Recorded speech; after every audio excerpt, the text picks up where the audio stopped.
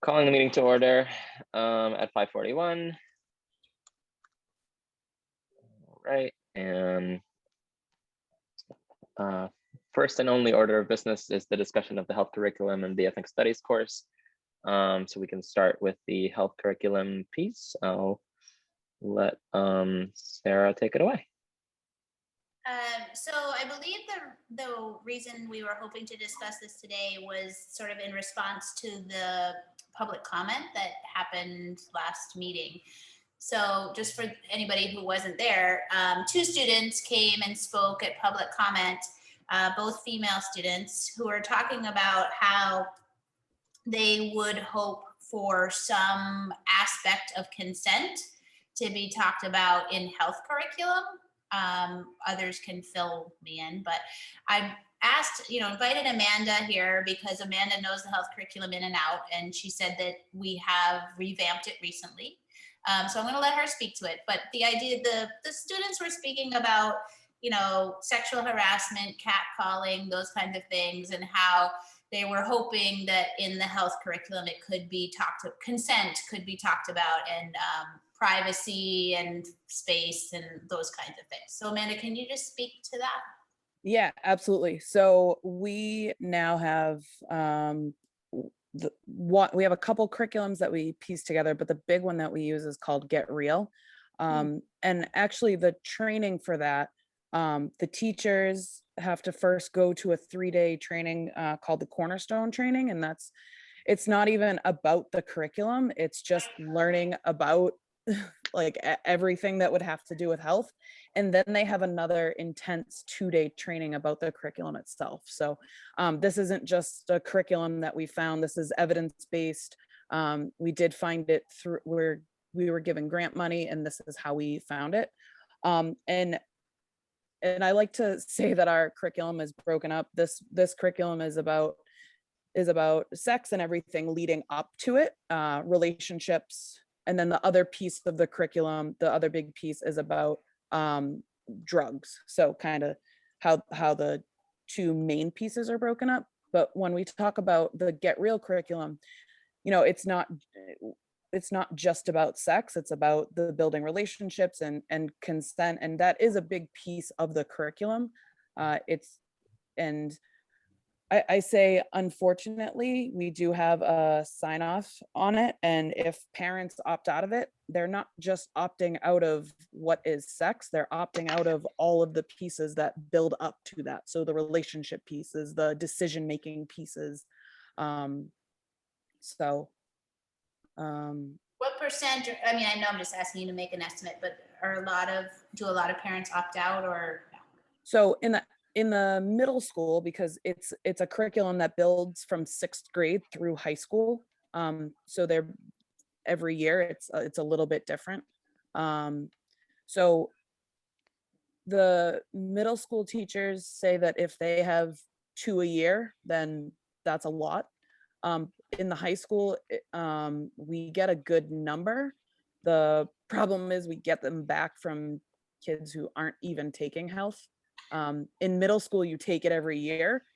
In high school, you take it for a quarter. So, but everyone gets the consent. So you get a lot of paperwork that doesn't matter.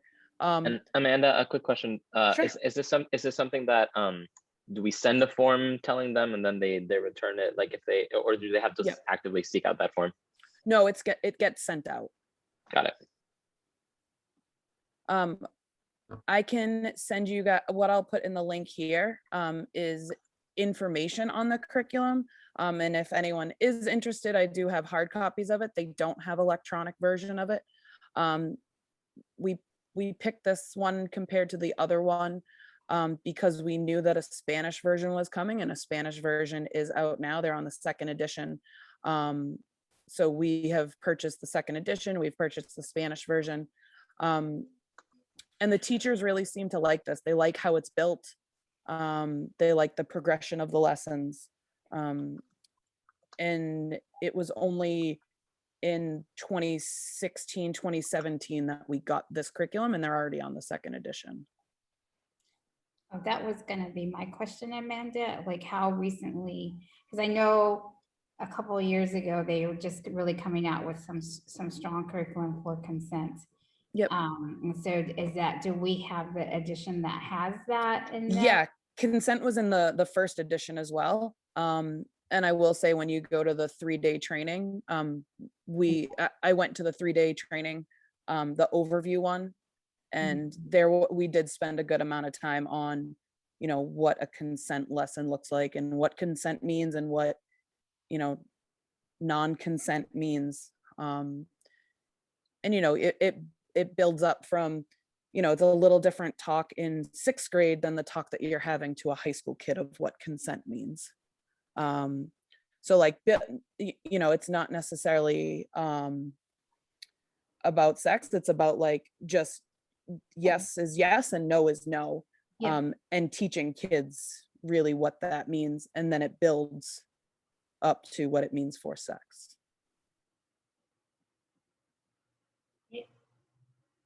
Any other questions of Amanda? No, I'm sorry I came in late. I was at the doctor's.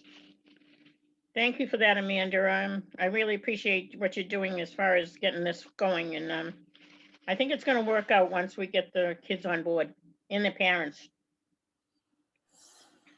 Yeah, again, and if anyone's interested in the actual curriculum, I do have it if you want to see it. I have workbooks if you want to see what the student workbooks look like. That would be easier for me to send out, but just let me know what you guys want to see. I have it all in the office and happy to share it with you guys. I'd love to have a copy of it. Thank you. Yeah, of course.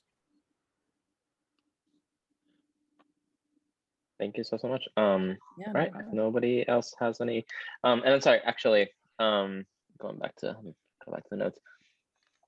So there was the piece about consent, and then like the other two things that Sarah mentioned was like catcalling and sexual harassment and that stuff. That's all. That Yeah, also, that's all kind of bundled under there. Okay. There's a about respecting each other, and that's kind of carried through all 4. I say 4 years because you only take it once in high school, so carried through all 4 years of health. Got it. Okay. Right. I'm curious to hear like where students are coming from when they say that this isn't there, if it's there. Yeah. So anyway, I'm just musing. Would you like me to share my screen on the link that Amanda just popped in the chat? Or are you guys able to see? Would that be helpful for folks? I have it pulled up over here, but I don't know if you shared it. Maybe some people might not see it. Yeah. I think the main issue was the consent piece. Or that might be that students, when you're in school, you don't really realize, I don't know what year we offer health. Is it our freshman year or is it? It's tricky at the high school because it's kind of how it fits into your schedule. Your schedule, so you can take it anytime. So next year we are going to have a dedicated health teacher at the high school, which is going to be, I'm not going to lie, it's going to be better than it has been in the last 2 years. These last 2 years, it was a combined health and PE class. So you're kind of trying to jam everything into a quarter, and that doesn't really work. They're both requirements for graduation. So we had to get them both in, and we didn't have a dedicated health teacher. So we are getting a dedicated health teacher again next year. So the lessons will be more in depth than they have been these past 2 years. Got it. Yeah, I think that was my next question. It was like, is there the students that showed up, I didn't grab note. I do remember the comment share, but I don't remember, if they were freshmen, sophomore, juniors, or seniors. So that might be part of it. And I just wonder, what other spaces are there? I'm thinking immediately of, how can we support, and this is probably not the conversation for right now, but is it like, maybe is it something that the students can, and Dr. Albaid, I don't know if you have suggestions or guidance on what's appropriate here in terms of responding to the students that attended, but just wondering, like a response with an email, like, here's the curriculum, here's where this is. And, is this something that the students can access if they wanted to, if there's like a student club, or is there like, another space for students outside of, receiving the class, if that's something that they desire, and is that something that maybe, the student I don't know, some students would want to sort of self-organize around with support. I just, aside from the actual class, and just having the space and for those discussions. So I will say the good thing about this curriculum is it is something that if they have gone through Chelsea Public Schools, that they will have 4 times.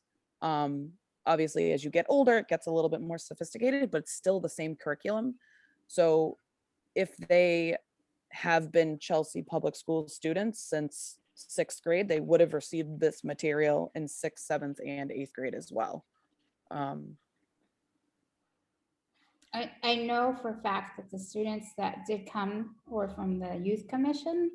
And so we can share that information with them.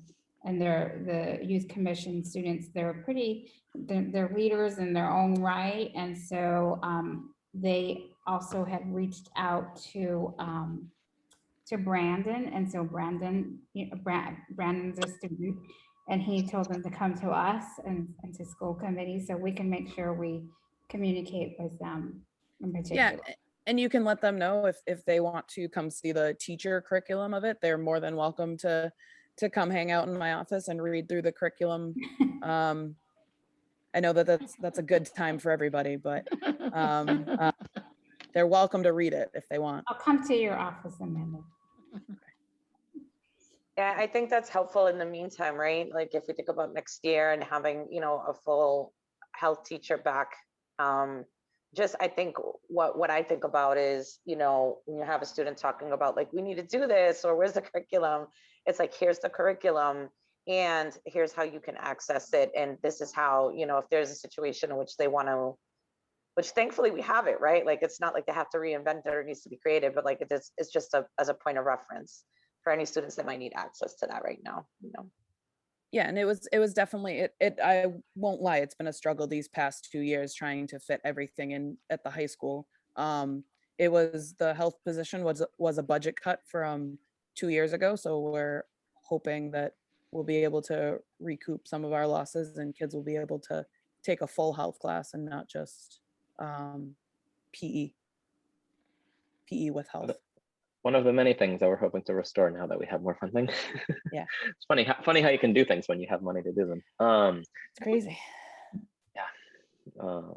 Thank you. Yeah, of course. All right. Any other questions? And hi, Jasenia. Mark, did you want me to stay on for the other thing? Only if you want to, but I'm sure Sarah can fill in the gaps if I have any. So you can go have fun. Yeah. All right. If you guys have any questions, feel free to reach out.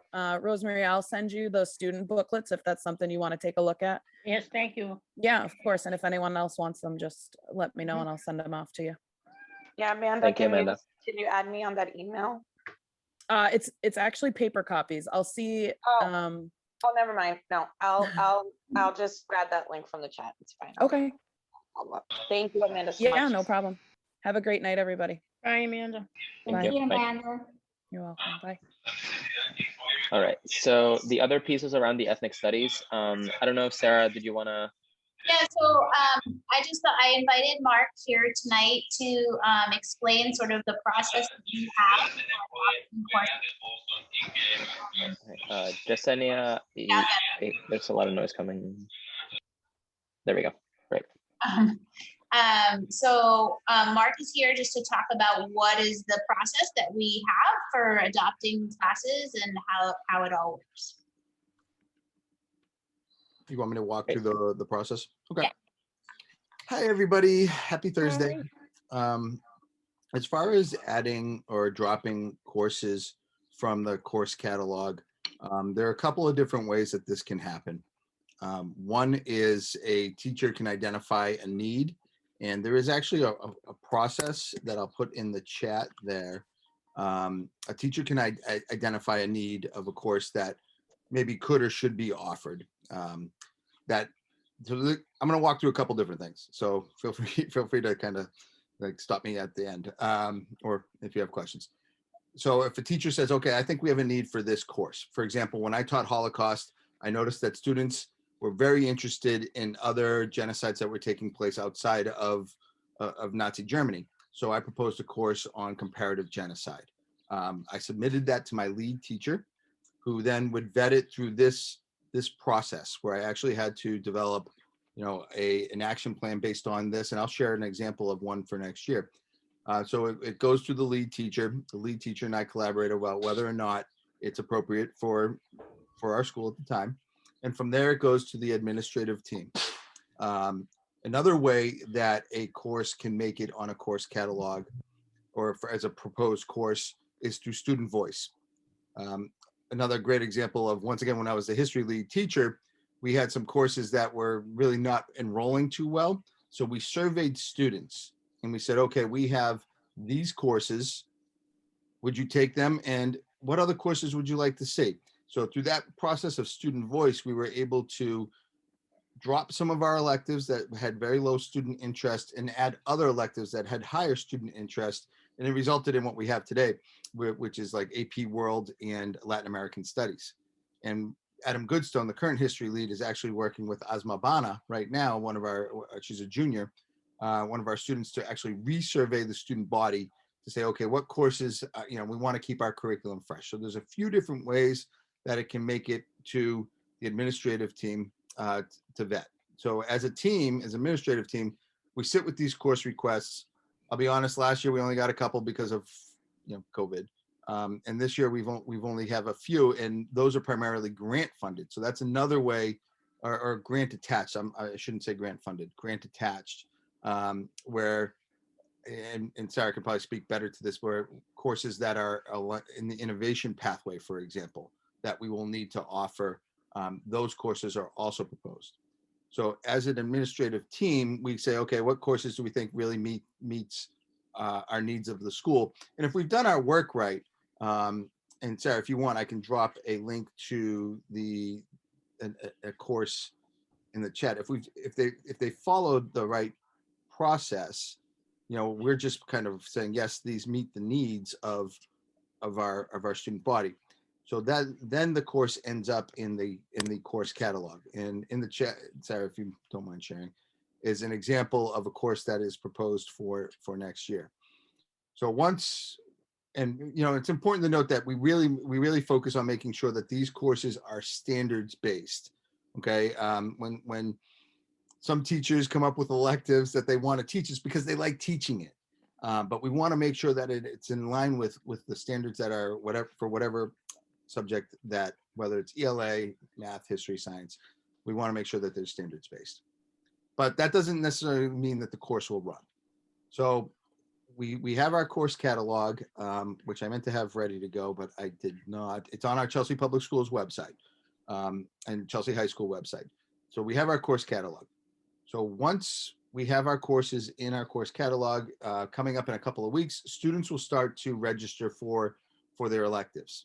Now, core courses that we don't drop those. Everybody's got to take ELA 11. Everybody needs to take world history, that sort of thing. But courses are then added, and then students sign up for courses. And part of the tension that we also have, and I was talking to one of our leads about this today, is you don't want to offer too many electives because then that'll water down the selection process. So kids will choose electives. Once they choose electives, depending on enrollment, then we'll determine what electives will run. So for example, if there's an elective that only has 25 kids sign up for it, out of those 25 kids, maybe half will actually be able to fit it in their schedule. So running a course with a maximum of 12 kids, it isn't really something that we would do. It's not making the best use of our resources. But there are other electives that will draw, 400 kids, 500 kids, and we'll run as many sections of those electives as possible. And as you can see, here are all the electives. So it's a tough balancing act for us. And I was talking with the science lead today about what electives we want to have available in our course catalog, because we want to make sure that we are meeting the student needs, but also, driving towards our vision of a graduate and making sure that our students are prepared for the world that waits them outside of high school. So that's kind of an overview of the process. Sarah, did I miss anything that you're aware of? The only thing I would add is it's also a balancing act with staffing, right? So we need to make sure that the staff, we have staff that is qualified to do this. So Yeah. if there's So a like course. licensure is important. So I'll give a good example of this. A few years ago, our psychology teacher left. And psychology is not something that you can easily find an educator for. And we were interviewing, we couldn't find a psychology teacher, and it didn't make sense to run that. We ran that class that following year, but after that, it didn't make sense to run that class because we couldn't find an educator to teach that. But we also do educate educators, you know, we do like, so if they've got the right certification, but it's not their expertise, we do offer, you know, they can go take a course over the summer, or they can go to a conference, or those kinds of things. So we do prepare, especially for AP courses that they've never taught before. We send them to summer institutes. Actually, this summer, I believe, isn't it physics? One of our physics teachers going to teach chemistry or something. What is it? Physics. Olaf's going to go for physics. Yeah, so he's going to go this summer to a 2-week institute that will pay for the institute for him to be prepared in order to teach that course. He's certified, but he has never taught it before and needs support in getting AP ready to go. So we just wanted to let you know those procedures and how that works. Any questions from Mark on how it all works? Yeah, I just want to say that that's really helpful to like understand that process. And I think that, you know, as I have been, you know, proposing this advisory committee, I've been thinking about it as like kind of the step that we take before we even think about proposing something, right? I think it's I'm trying to take this very slow, because one of the things that I've learned speaking with ethnic studies educators is that it has to be something that really builds from the grassroots, right? Like in a way that starts in the way that, or it starts with students, it starts with educators, right? Building something that they then present. So I think what I envision with this committee is essentially doing that work beforehand, right? Like and essentially using the school committee as like a way to engage people in the community on what this is, why it's helpful, and then from there building something like a proposal to go through this process that you just explained. Does that make sense? To me, it does. And I would say like the one small like pain is timing. Is that, you know, we need to, like when Asma Bana was seeking to change some courses for next year, we were like, sorry, Asma, you needed to start this back in October. Yeah. My understanding is that wouldn't be for this coming school year, and that okay. So I know, Sarah, I'm glad you know the process is, I guess that's good clarification, Roberto, because I was trying to figure out how this committee would come into play and I wasn't sure. So this is a pre-planning to see if it's just kind of like, here's what we're doing, and then preparing the proposal. Yeah, the way that I see it, it's like the first step that we have to do before we even think about having a class is like getting the community to know what this is and why it's good, right? And like the benefits that it could potentially offer. And then from there, seeing who is interested, is there interest in the community? And then the third thing is, do we have the resources within our schools to actually make it happen, right? Like, do we have educators who might, you know, have the license, who don't have the license, right? Like, what are the things that we might need? And then from there, we kind of make a proposal on how we would get there. With, I think, the ultimate idea, the idea being that I wouldn't want to like come up with something that then kind of dies out in a couple of years. You know, what I would like to see is something that is no more, you know, like one of the ones that you mentioned that consistently has 400, 500 kids. You know, so I was in a presentation with some of the folks from Holyoke Public Schools, and one of the things that they mentioned, let me see if I have it here.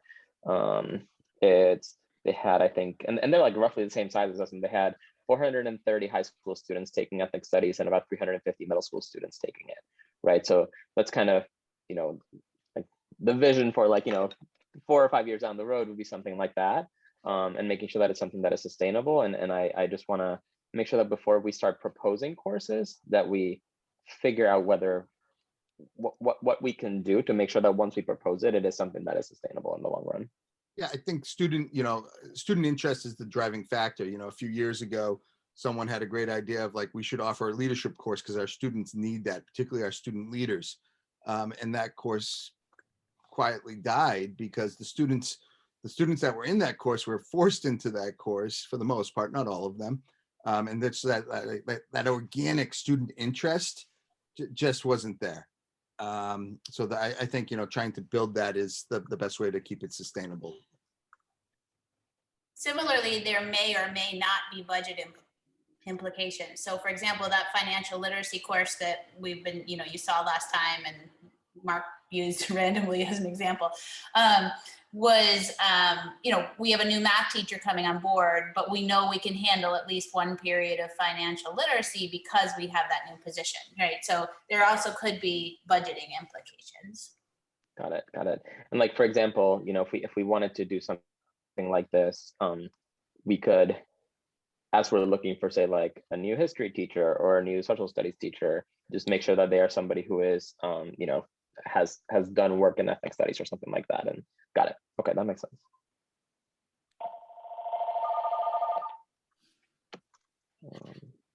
Sorry, I feel like I've been asking a lot of the questions. Does anybody else have questions on this? Yeah, so Roberto, I'm thinking of making sure that we don't duplicate our efforts because we also have a team for the equity audit that is forming. And I'm wondering if this could be like something that team, like you talk about a group and it is has a community members and a lot of school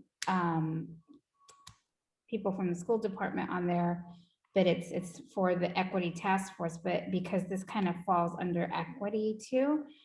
So I'm wondering if there's a way we can align this as part of that, so we're not duplicating efforts. And like, That's a wonderful idea.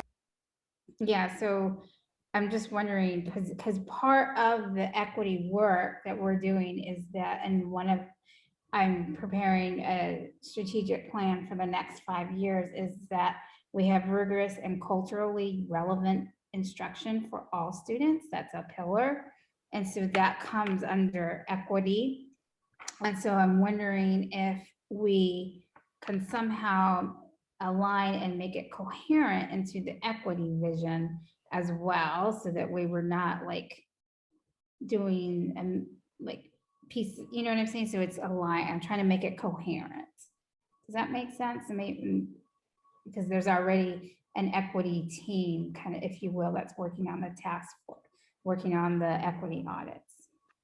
Yeah, I actually, and I know this question is being posed to Roberto, but I think as having this discussion as a whole group today, I really think that there's benefits to this equity task force and the work that the district is doing on that. I see it as a parallel and sort of like in addition to, because I think when we discussed creation of the committee, there was some thoughts about like having Aaron sit on this committee because he's already doing this, yeah. Right, and also like, how does that inform like what the committee is doing or the conversations, information sharing, and vice versa? I feel like it adds more capacity to that, into the efforts. And I think there would be alignment, regardless, which is actually something I think we're all really excited about. Because it aligns. Yeah, definitely. And I think, again, back to, adding capacity, I think, and support. So there's additional information sharing, and there's ways to really just have spaces in which we're all sort of highlighting the importance of this, but also like all the extreme benefits, and all the different sort of like that hitting that checklist, right? Like meeting all these different goals in all these different ways. This particular committee is about ethnic studies curriculum, right? And opening up and starting that process. I feel like the equity task force has other things sort of on there to do.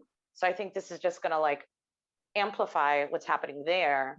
And then by having Aaron sitting on both, it's just like I think more of an integration of like how we're expanding upon that broader strategic vision, Yeah.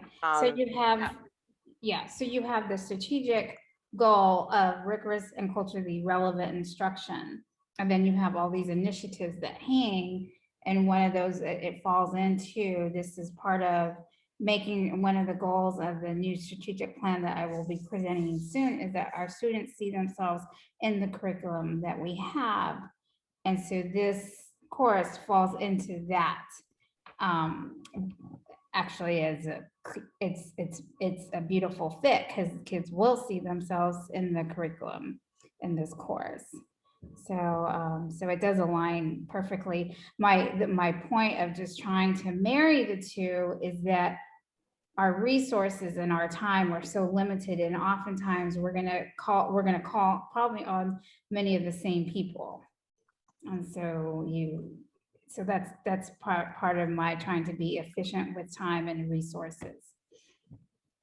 Yeah, and I hear that. I hear that, and I think it's something to be mindful about. You know, especially I'm a stickler for like effective meetings and strong agendas, and but hopefully we can hold that. We can hold that responsibility and sort of that commitment with you, Almi. To hopefully have this committee just really honor the time, and that we have like really good working, right, like meetings, or whoever gets selected, right? I'm saying we, but I'm whoever ultimately you select and the chair selects.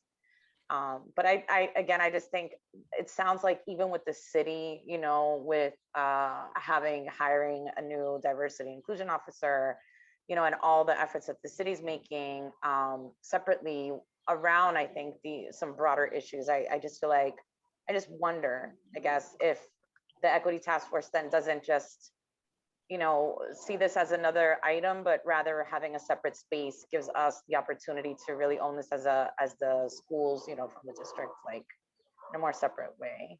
And Sorry, I think we have time too, like we have some time, Yeah, and to go off, I'm trying to figure out, like, because my concern with that is that, like, how do we make sure that this doesn't get lost among the many things that the equity task force is going to be looking at?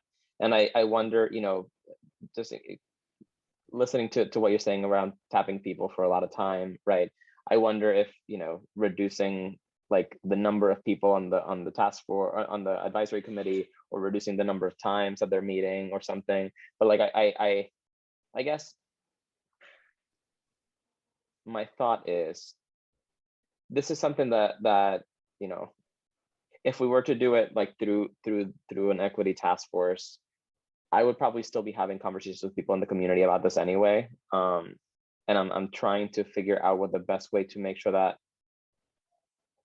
there's like communication, like two-way communication between the people that I engage with on this topic and the district, right? So that it's not just like kind of some people going off on the side and like talking about stuff instead of actually having conversations with the district. So I'm just kind of curious on, like, yeah, how do we kind of make sure that it can be its own topic that's discussed as a separate thing that's not quite yet part of the the district, because we haven't actually done anything about it, but also like making sure that we're not over tapping people. I'm curious.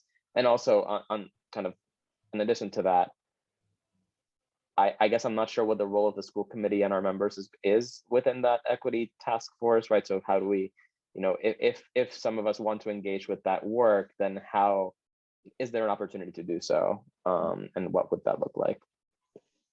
Right now, the equity audits are happening, and we have a team that's Dr. Jennings has chosen, and your chair, Chair Garcia, sits sitting on that. So it's I will say it's a good group of about 15 people. So what I would chime in too, if that's helpful. Sure. So team, so we, Dr. Jennings and we have a team. We're so excited to get going. We have more information coming. We know that school committee members are eager to hear more about it. We are working on that, on communication and talking points. So all I ask is for patience, and the communication and transparency will come. And ways for school committee members to be involved will also be shared. And so yeah, I just wanted to provide that little detail, if that's helpful. Yeah, how many times has the equity task force met so far? It's been only one meeting, and it's for the equity audit right now, because we're just, Yeah. it's, Specific, we're yeah, only doing the equity audit right now, and from that audit, we will we'll get data and recommendations for next steps. And then we go from there. And that's why we don't have like clear direction right now, because we got to do the audit first. gotcha, yeah. Yeah, so, well, this is what I'm thinking. So this falls right in line with our strategic plan beautifully. It's gonna meet one of our goals of making sure that our students see themselves in the coursework. And maybe you have separate people then that are not already taxed out, and you're different people, and I would prefer it to be school-based people too, because the school are the people that have to actually implement the coursework. I mean, we as school committee and even superintendent, we're kind of advisory. We're not the ones having to teach and having to actually plan the curriculum. That happens at the school level. So I would want to make us, the committee, to be more of an advisory committee. I'm not sure, you know, what the process is, like what this committee will be doing as far as, I mean, convincing the public that we need to have this course, when it's truly is part of it's part of the work of equity.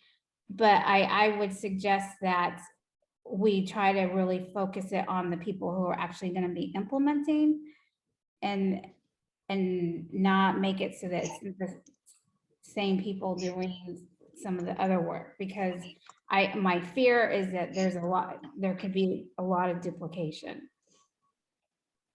Yeah, and I think one of the things, and I'll use the I here, you know, I can't speak for anybody else's experience, but you know, I think one of the biggest things that is important to me is community engagement, and how we're engaging, you know, families, parents, and students around these topics. And I think that's while I totally 100% am hearing you about like implementation, which is, you know, the role of the schools, right, in administration and central office and your leadership, you know, Almi, I certainly I think that's part of what, you know, Roberta was trying to do with the suggestion of the creation of a committee like this, where there would be different representatives in that. And I think he even named it like, you know, an advisory, you know, serving as an advisory function, understanding that this is just like to start the discussion, to start the process of like actually assessing, you know, where are we as a district in our readiness to implement something like this. And then, you know, being that, you know, the superintendent would be the person appointing, you know, members to this committee, and then having school chair, in this case, you know, Ms. you know, Kelly, appointing members of the school committee. And I think there was 2 parents or something like that, you know, whether that's the formation, I think, with the intent that there's different voices that are part of this community, right? That can be part of shaping and being part of the vision.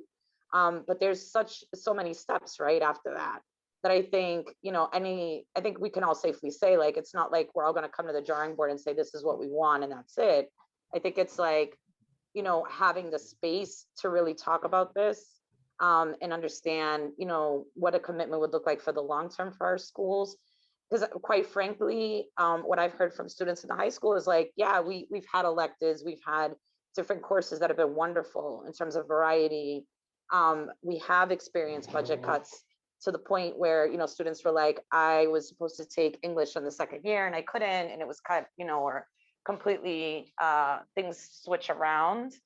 So I feel like in this case, we can be part of like holding that conversation, and, you know, really shaping the sort of like being helpful in that part of that process of shaping that vision together. I don't know that just, we could say, Almi, right, like, let's just offer this course because it's in line with your strategic vision, right? Like, we know this, and say like, cool, but I think it takes away from the importance of, you know, having more voices involved from the beginning, that I think would take more ownership and more pride in the process as we go along.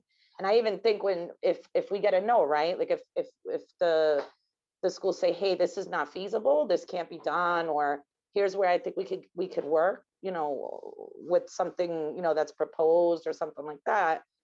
I think it even helps that process, because then folks have been part of it from the beginning, as opposed to being like, we can't do this, we can do this, and this is what we're gonna do. It just, I just think it brings people in, it brings people in a different way, you know, and that's the only thing I've been thinking about this. That's all I really have to add. I mean, but I think it would be beneficial for us as a community to hold. Roberto? Go ahead, Rosemary. I want to thank the superintendent and her staff to get the ball rolling on this. If they do have a committee, maybe one of you can sit on the committee, but I think she's doing an ample job of getting the ball rolling on this. So we as members of the school committee can put our 4 cents in when we want to. And if you want to be on the committee, I'm sure she'll be glad to have one of you on the committee. So Almy, if you need any of us, you know we're available to help you. Thank you. Yeah, Rosemary, I think the process is that the superintendent, so Roberto proposed this to have a creation of a committee where the chair of our school committee, as in Ms. Garcia, would appoint school committee members, the superintendent would appoint members to this committee, and that it would serve as an advisory for the process. This wouldn't be like, this is not a school, this is not like a Chelsea Public Schools task force or, you know, any other force or committee. This is coming from us as a school committee. I just want to clarify a little bit of a distinction. And I think that's what the conversation is about right now. Like, if this is something that we should, you know, continue with, which is what I thought we had all agreed to. Yeah. So So small distinction. yeah. So I guess going back to what will be coming out of the equity audit. So I guess, like, could I get so could we get some additional clarification? So is the idea that from that equity audit, we will have different working groups working on different different issues, and one of those would be curriculum, and that could kind of be done through that. So the equity, so the way I'm seeing this is there's this whole strategic plan that really aligns to my entry plan, and we're still putting that together.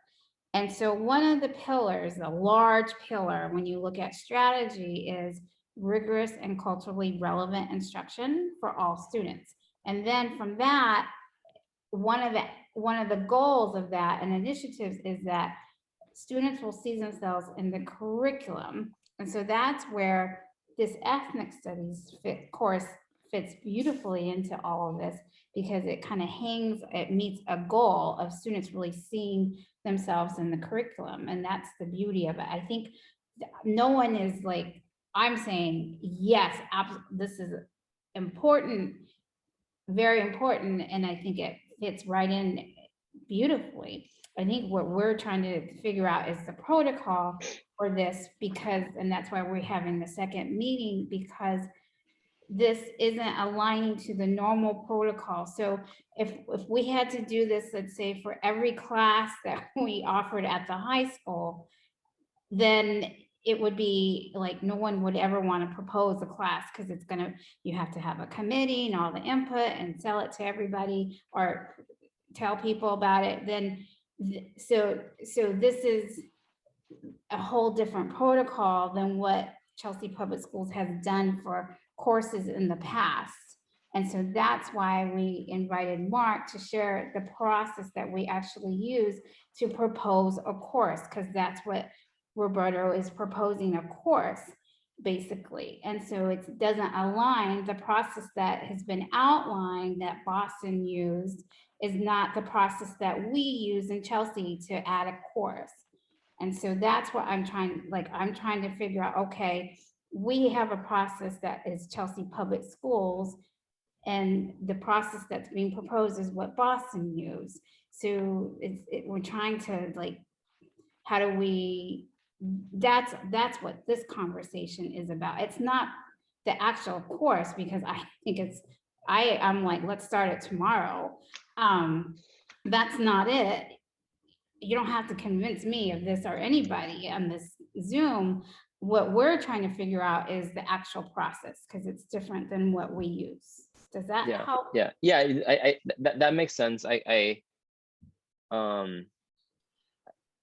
Yes. Sorry. That makes sense. That helps a little bit. I'm like coming. Yeah. So I guess I just want to make sure, like I want to make sure that as school committee members, like we're able to like have like be part of that process as well, so that we can, you know, bring in people from the community as well, right? So that it's right, because I think one of the big pieces of ethnic studies in particular is that it's not just about like the classroom teaching, it's about connecting it to the community, right? And like finding ways, like it's not just about students seeing themselves in the curriculum, but about pushing students to engage with the community through, you know, organizations, directly, you know, direct service to community, right? So I think like that connection to the community, which is I think the role that the school committee, you know, plays, right, is like that connection to the people in the city as well, right? Not the only one, right, but one of Yeah. many. So yeah, that's, I guess And I want to even, make sure, yeah. So I think, sorry, and even looking at Mr. Martineau's, when I looked at that doc in terms of protocol and process and steps to add a course, I mean, could it be, Almi, that like, yeah, that we would use that, or we could be still following that protocol when the time comes to introduce it? I think how I've understood it, and correct me if I'm wrong, you know, but how I've understood it is that this was to create a committee in which we could have the space to talk about it further, to do a little more research. I remember there were still questions, sorry, little ones in the back. There were some questions about, you know, all the things that we're talking about, right? Like if it's budgetary, there's budget situations in terms of preparation. I remember Ms. Garcia was saying from the beginning, teachers being prepared, you know, and obviously Sarah's sharing that today again too. So I'm just wondering if that's, you know, understanding that we'll get there, but that, you know, we're trying to have the space prior, before we even recommend, right, like the actual implementation. And I feel like it was just more about having the space to Okay. research Yeah. it, right, and prepare for it. I want to let Mark go, and then I have a thought. Go ahead, Mark. So Mark, then I'll share my thought, and then Sarah. all right, so I think, you know, part of it might be a part of whatever may come out of school committee. Maybe we want to ensure that we have a clear line or communication with the curriculum that's happening in the high school, because some of what you're talking about, Roberto, is tied to the new civics project that's going to be launched. And we talk about like community engagement, you know, that's at the heart of the new civics program that DESE has launched, that, you know, COVID interrupted. So we'll want to make sure that we're in alignment as much as possible. And, you know, the ethnic studies course, I mean, I think that's right up our alley. And, you know, so like how we can work together is kind of, I think that, you know, you can have a committee, but I don't want you to waste your time or energy when it's like everybody's already on board in certain areas. So I think just having some sort of connection, whether that's, you know, I don't know, someone from our school to be there, or Sarah may have a better idea of like what level, but I think like, you know, because you're talking about a lot of like justifying a lot that we know we're ready to go. So that's just my 2 cents. Sarah, you can go, and I'll kind of close it out. That I think, as Almi was saying, having the building-based people involved is so crucial, in that, like, what department is this in? What standards is this aligned to? Right. So if you look at the protocol that Mark said, you know, there needs to be need, interest, and alignment, right? So figuring that out, I would leave, you know, to the curriculum experts at the school to. Yeah. Okay. So I guess like maybe the idea that I have in my head now is running it through this, and then if we need something more specific to roll out ethnic studies specifically after we've had conversations, right, then maybe we can revisit this idea in the future, and think through about maybe a group that could be, you know, kind of more specific around implementation and like long-term sustainability of ethnic studies. I guess if we're not going to move forward with the committee, I just want to be just like personally, I want to be just like up to date on like the conversations happening and involved in any way that I can.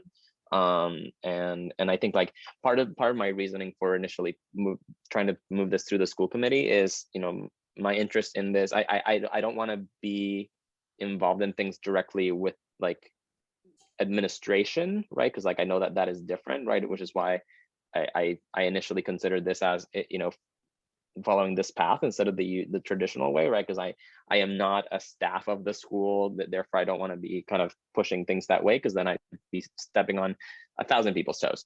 But you know, as long as we can be involved in that way, you know, through that process, then I think that's fine. Yeah. So I want to reiterate so I know what we're doing. So maybe so Mark, I think your next step would maybe be ask at your school if there's any interest in this, and maybe you get a small group together and then they can work with Roberto on this. So I think right now what's happening within the social sciences department is a survey is going out to see what interest there might be. And I will check in with the department chair, Mr. Goodstone, about it for, you know, talking about if it doesn't show up on the survey, which is fine. We can also put it back out there. Like we knew there was a strong interest in Latin American studies. And that's why we brought that course on. And we're actually looking at like maybe a part B and also teaching that course in Spanish, not just having the English version of that in the future. So that's something that Adam and I can certainly discuss. Yes. Yeah. And I think, are we, I'm sorry. So are we sorry, saying go ahead, we're Marisol. not, yeah, I'm trying to follow.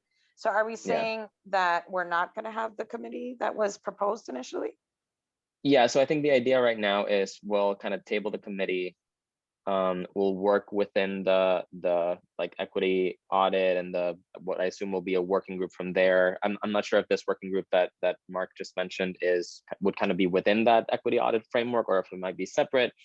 Don't know, but essentially bringing together folks in the high school to have a conversation around this, and we can kind of see from there how it would move forward. The idea of like Latin American studies, I think is it would be, especially if we're thinking about doing like a part B to that course, I think it could be really interesting to look at it from an ethnic studies perspective, and maybe as we're thinking about who might be leading that course and you know the curriculum for that, making sure that they're, you know, trained in like ethnic studies, you know, pedagogy and that kind of thing.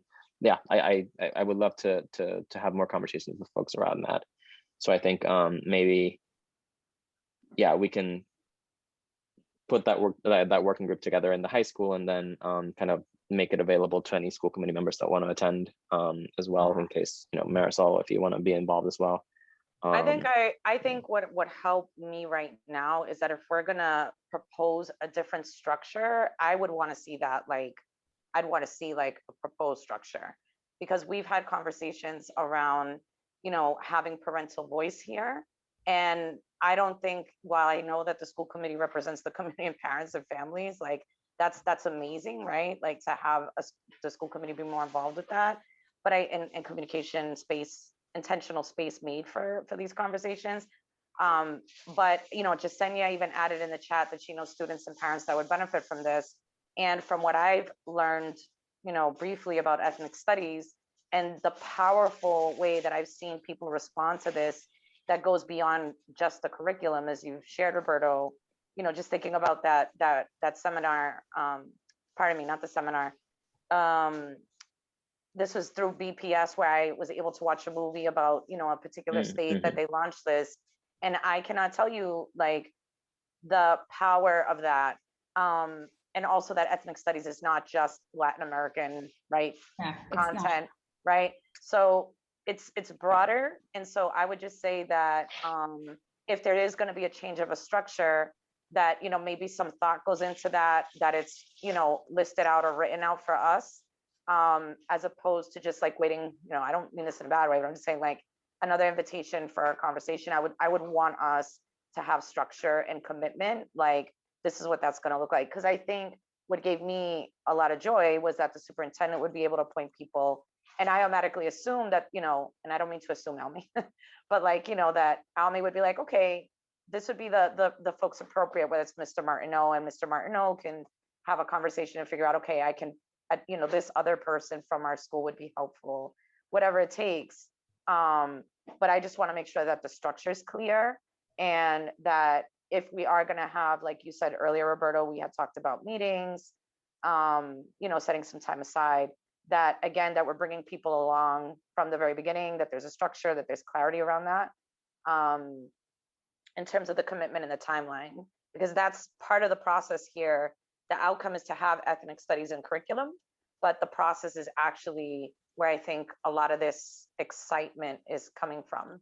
So I wouldn't want us to just completely dive in without having clarity around structure and, you know, what that space could be. And also, like, what does that mean for parents? You know, and what parents could be involved in. You know, I don't know if we have the time to go any further on this today, but maybe something to bring up in another, if it's a follow-up in the subcommittee, you know, could we come back to this, you know, schedule the next subcommittee meeting and have some form of structure in place, you know, and give folks time? I don't know. That's up to you guys. I don't want us to just rush and say, like, toss the committee out the window. We'll just fold this in this way. I think for our group discussion, I would prefer for us to have something, you know, the structure just decided on. Yeah, I guess just my you know, I'm taking Dr. Abeda's, you know, concerns about kind of duplicating efforts and kind of being mindful of people's times, because I do know that, you know, our staff are very busy and have a lot on their plates, to say the least. So I do recognize that, and I want to make sure that we're not, you know, spending needless time. So I want to be mindful of that, and I think that if we're able to put together something maybe smaller, like a working group within the high school, right? I think part of the thing was that initially I wasn't sure whether this should be something in the middle school and high school, and I think that, you know, we're leaning more towards high school, you know, for it being an easier place for it to be implemented. I think that this, you know, it can definitely be something that, as long as we can ensure that the process that we're doing within, you know, that this working group involves students and involves parents and involves educators, right, and admin and everybody needs to be involved, right? As long as that process does that, I think it's okay. And I think that's a really good idea. And Mark, you have some people in your school right now, like doing because this at the high school, there's equity work already happening with the New York Leadership Academy. And so there are some people who are really dived in, and some champions. And I think, Mark, you could probably put a nice committee together to work on this and to get word out and to work with Roberto and any other school committee. And just kind of, because Roberto has like people who he'd like to bring in to share about the curriculum or share about their experience in doing this in other districts and stuff like that. So that we could do that and then engage families. Sure, I do. You're all the bosses here, so I mean, I'll do whatever is required. I do just want to highlight that this is a significant change in practice for us at the school, and that's not saying that we can't do it. I'm just want to put that in the back of our mind as we think of other courses that, I mean, because we have changes that happen to our course catalog every single year. You know, this one may be different as an outlier and more significant in a lot of ways, which is cool, and I think is awesome for our school. So I just want people to know that that's not business as usual. It can be, but it would be a little more challenging. That's all. And I'm happy to do it. I think my team, and I think a lot of our educators would be excited to be on board with this. Yeah, and I think that the nature of the discipline is what makes it like require more engagement with all the different populations. Like I would not expect us to be doing this if we were, you know, just bringing French or something like that. You know, like I do not expect you to do this for every course. I just you know, I know that something that people in multiple cities have told me that is really important for the long-term sustainability of this discipline in particular is engaging people before it starts. So that's why I'm Would you mind sharing the slides that you created for last meeting with me, and I can, or Mark, you know, and I can send them to Mark, and Mark can use them with his team, and, you know, think that would be a great Yeah, I resource. can definitely share those. I can share those, and I can share other resources as well. Yeah, definitely. I think, again, it is different, and I know a lot of districts have done different things, and what's unique to Chelsea is that they do have a process for new course development, which isn't something that I've seen in other districts. So Chelsea does have this process already in place for new courses. I haven't seen that except for in Somerville. Worked in Boston and worked in Santa Fe, and we didn't have anything of the sort. So because this is already in place, so we can kind of adapt and do a little bit of a hybrid and you know, do a little bit more communication around it, because what it allows us to do is to really talk about that, why this is so important. And really it hits upon so many aspects of the strategic plan and where we're trying to go as a district, so that we can take advantage of that. And it really aligns perfectly. So, I mean, you don't have to convince any of us on this call that we need to do this. None of us, Right, right. you know. Yeah. Yeah, And even I do want to.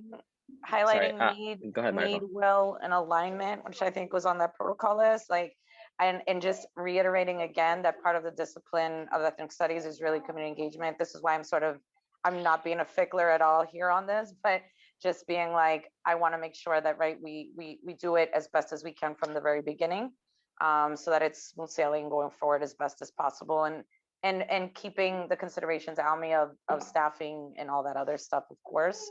And also gratitude, Mr. Martineau, that I always get nervous about like setting precedents, right? Like that we did this time, you know, is this the expectation that now every time there's a course proposal, right, that we have to do this? So I want to be mindful about that too, you know, and take that seriously.